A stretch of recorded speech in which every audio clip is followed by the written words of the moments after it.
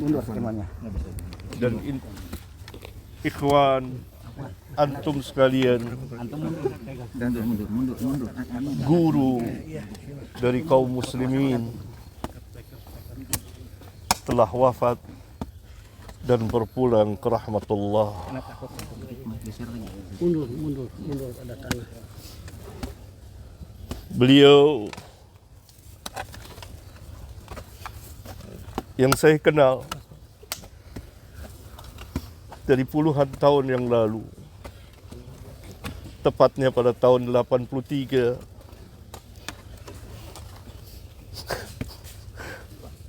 kami bertemu di perpustakaan di tempat yang dipenuhi dengan kitab-kitab para ulama. Saya berkenalan karena sejalan dan bercita-cita untuk ad-da'wah ilallah, maka kami saling berbagi dalam menimba ilmu syar'iyah dan berdakwah apa yang kami mampu. Terus berlangsung sampai pada hari Kamis pekan yang lalu, saya sempat bertemu, menjenguknya dan berbicara, memberikan kabar gembira. Absyir ya Ustaz,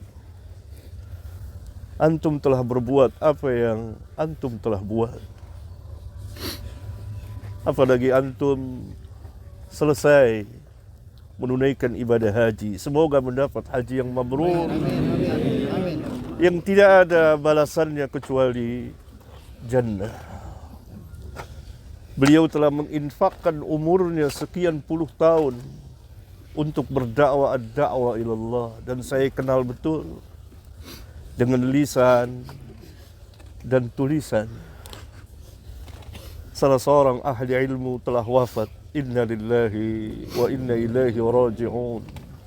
Allahumma ajurni fi musibati wa akhlif li khairan minha. Dan beliau mengajarkan kepada keluarga dan kepada umat, dan sangat giat.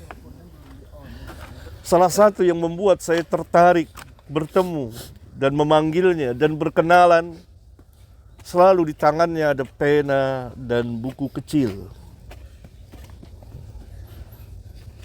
Tidak lepas dari itu untuk menulis sejumlah fawaid ilmiah. Itu yang saya tahu. Maka kita berkenalan.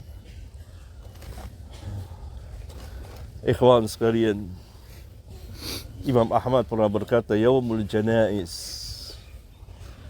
pada hari jenazah bagi ahlus sunnah disaksikan oleh manusia.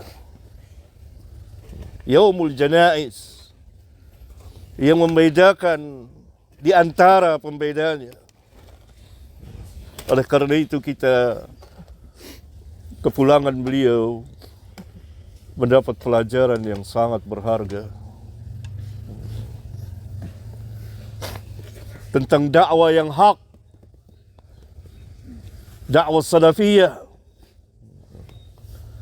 yang harus tetap ditegakkan. Kita mencintai beliau. Saya pribadi sangat mencintainya dan kita selalu bersama. Tetapi tentu kita tidak akan mengatakan sesuatu kecuali yang diredoi oleh Allah Tabaraka wa Ta'ala. Seperti nasihat anak beliau di masjid, tidak boleh gulu. Doa. Bahkan ketika saya terakhir bertemu pekan yang lalu, doain, begitu beliau katakan. Doain. Doa. Oleh karena itu Rasulullah SAW apabila selesai menanam, beliau berhenti sejenak dan beliau bersabda kepada para sahabat, istaghfiru li akhikum wasalu lahu at-tasbit fa innahu al-an yus'al. Mohonkanlah ampunan untuk saudaramu. Dan minta kepada Allah tasbit, keteguhan, kekuatan. Fa innahu al-an yus'al, karena sekarang dia sedang ditanya. Ini yang kita lakukan. Memohonkan ampun, meminta kepada Allah agar beliau mempunyai keteguhan dalam menjawab pertanyaan dua malaikat yang mulia, Munkar dan Nakir. Dan Nabi dalam hadis yang lain, di samping jenazah, beliau menangis, air matanya membasahi tanah. Dan beliau mengatakan, untuk yang seperti inilah, pada hari inilah, kamu mempersiapkan diri. Nabi SAW mengatakan kepada para sahabat, yang Allah jamin jannah, bagaimana dengan kita? Ini yang kita ambil pelajaran. Dengan penuh kekhusyuan. Jangan teriak-teriak suara berisik. Karena ini ibrah yang sangat dalam. Kita berduka dengan kepulangan Ustaz Yazid rahimahullahu ta'ala. Semoga Allah mengampuninya. Semoga Allah merahmatinya. Semoga Allah memasukkannya ke dalam Jannatul Firdaus. Dan semoga Allah subhanahu wa ta'ala melindungi dari azab kubur dan azab neraka. Dan ilmunya bermanfaat dengan lisan dan tulisan. Amin. Utsman bin Affan setiap melewati kubur, berada di kubur, beliau menangis. Dia menyebut kubur, menangis. Ditanya, kenapa engkau menangis ketika disebut kubur atau berada di kubur, dan ketika disebut neraka engkau tidak menangis? Maka Utsman menjelaskan sabda Rasulullah SAW bahwa kubur adalah tempat yang pertama kali dari tempat-tempat akhirat yang akan dikunjungi oleh semua manusia. Kalau baik di kubur, selamat di kubur, maka selamat mudah kesananya. Kalau celaka di kubur, maka sulit. Ini dalam hadis sahih riwayat Imam Abu Daud. Semoga Allah subhanahu wa ta'ala melampangkan perjalanan saudara kita ini. Dan kita mendapat pelajaran yang berharga, ikhwan. Pertama, dari dakwah yang hak. Tetaplah berada di dakwah yang hak. Bagi para ustaz, para da'i, tetap mendakwakan dakwah salafiyah. Bagi kaum muslimin, ikuti manhatin. Kerana manhat ini manhat yang hak. Manhat para sahabat radhiyallahu anhum ajma'in. Yang kedua, kita mendapat pelajaran kematian. Bahwa semua kita akan seperti, entah kapan waktunya. Tidak ada yang tahu perkara yang gaib. Saya Kamis kemarin meminta izin pada anak beliau, dia berada di ruang ICU. Hati saya gelisah. Kenapa hati saya gelisah? Saya harus ketemu, saya harus minta izin pada anak beliau. Biar gimana saya harus ketemu. Saya berangkat. Saya masuk bersama Ustaz Zamzami dari Pekanbaru, yang juga dari Pekanbaru datang kemari untuk menjenguk.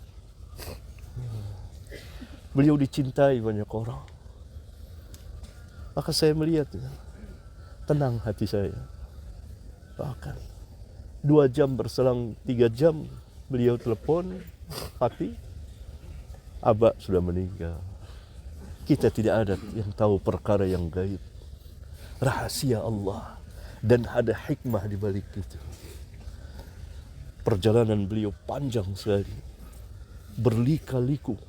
Suka dan duka. Doakan. Semoga Allah menerima amal kebaikan beliau. Menghapuskan kesalahan beliau. Dan beliau menjalani sakit. Yang Nabi SAW mengatakan sakit itu dapat menghapuskan dosa. Semoga bersih ketika beliau wafat. Amin. Wassalamualaikum warahmatullahi wabarakatuh. Yang wajib kita syukuri adalah kita diberikan hidayah taufik oleh Allah untuk selalu dan senantiasa menuntut ilmu syar'i. Ini juga nikmat. Belum tentu semua manusia diberikan hidayah oleh Allah SWT. Bahkan kita bisa lihat di keluarga kita, di tetangga kita, di famili kita, dan yang lainnya. Itu belum tentu diberikan hidayah oleh Allah untuk selalu dan senantiasa menuntut ilmu syar'i. Makanya kita harus terus berusaha bagaimana kita menuntut ilmu syar'i ini. Karena ini jalan menuju surga yang merupakan kewajiban atas setiap muslim dan muslimah. Kalau orang cinta kepada ilmu, dan cinta kepada orang-orang yang mengajarkan ilmu, Quran dan Sunnah, maka itu tanda kebaikan bagi orang itu. Tapi ketika dia tidak cinta kepada ilmu dan tidak cinta kepada orang yang mengajarkan kebaikan kepada ilmu, itu tanda kejelekan bagi orang itu. Kita ingat seumur hidup itu.